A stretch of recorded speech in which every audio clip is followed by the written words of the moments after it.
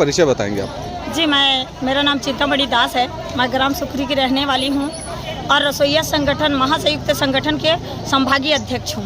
आप लोग आज यहाँ पर जो इतने संख्या में और लगातार आप लोग अभी चरणबद्ध रूप से आंदोलन कर रहे हैं, इसके पीछे आप लोग की मांग क्या है शासन से? सर, हमारी मांग है, आज हम 1995 से रसोईया संघ में काम करते हैं और आज तक हमारा रसोईया का वेतन केवल 1500 रुपये सरकार देती है।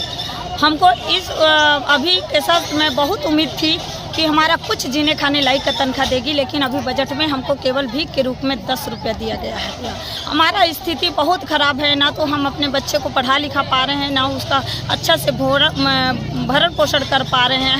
हम तड़प के एक रुपया के लिए तरस रहे हैं। सर, आप लोग इस मुद्दे पे लेके पहले आप लोगों की संगठन से शासन से कोई चर्चा हुई है क्या? जी, कोई चर्चा नहीं हुई सर। जब हम राज्य सरकार के पास जाते हैं तो केंद्र सरकार के पास हवाले कर दिया जाता है। हम बहुत निराश हैं कि हम जाएं कहाँ। हम जाते हैं तो ना हमसे कोई मंत्री मुलाकात करती है, ना कोई विधायक। अगर विधायक के पास जाते हैं वो हमारा हर समय को टाइम फेल करके कोई मंत्री से नहीं मिलाते हैं, और हमसे जब मंत्री के पास जाते हैं तो वो मिलते नहीं हैं मंत्री। लगभग आप लोगों की संख्या कितनी होगी सरगुजा संभाग में? सरगुजा संभाग में लगभग हमारा संख्या 18,000 के लगभग है।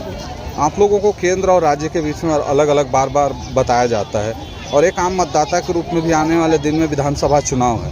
ऐसे आलम में यदि आप लोगों की मांगों पर राज्य सरकार ने गंभीरता से नहीं लिया तो आप लोगों की आगामी रणनीति क्या है? इस बार हम हमारी बहनें पूरे छत्तीसगढ़ के रसोईया, अगर अभी इस बजट में सरकार हमारा सुधि नहीं लेती है तो हम उग्र आंदोलन करने के लिए तैयार हो गए हैं। हम सरकार को बता देंगे कि नारी शक्ति क्या है, क्योंकि हमको एक भिखारी की तरफ भी 10 रुपये देकर हमको भीख दिया है। नारी शक्ति को घर का लक्ष्मी माना जाता है भैया, लेकिन वो हमको भीख के रूप में 10 रुपये दिया है। तो हम इस आने वाले सत्र में हम सरकार को बता देंगे कि नारी शक्ति क्या है। विधानसभा चुनाव को लेकर आप लोगों का क्या मत है?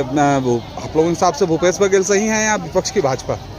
नहीं, इसमें हम तो ये नहीं बता सकते भैया कि भूपेश बघेल सही है कि भाजपा सही है।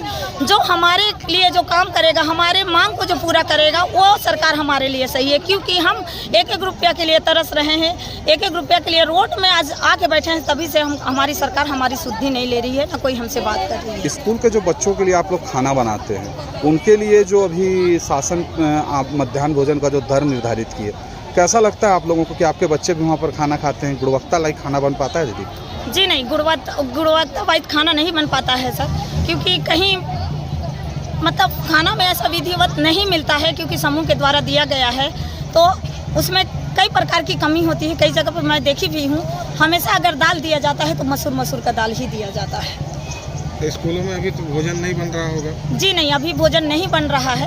तो आगे जब तक मांगे पूरी नहीं होंगी तब जी तक आगे अगर हम 24 तारीख को देख रहे हैं सर, अगर 24 तारीख तक हमारा मांग पूरा नहीं होता है तो ये जगह से उठा के मैं सारे रसोइया को घर स्कूल के दरवाजे पे बैठा दूंगी और ताला लगाएंगे हम रसोइया घर में। लेकिन हम खाना नहीं बनाने देंगे जब तक हमारी मांग को पूरा नहीं करेगी सरकार। इस आलम में बच्चों का शिक्षा और तमाम गतिविधियां बाधित होने की संभावनाएं हैं। इस पर आप लोगों का क्या रहेगा कि शिक्षा व्यवस्था प्रभावित ना हो और आप लोगों की मांग भी पूरी हो जाए? सर, इसमें सारा चीज़ का सरकार जिम्मेदार है, क्योंकि आज सरकार हमको मजबूर किया है रोड में उतरने के लिए।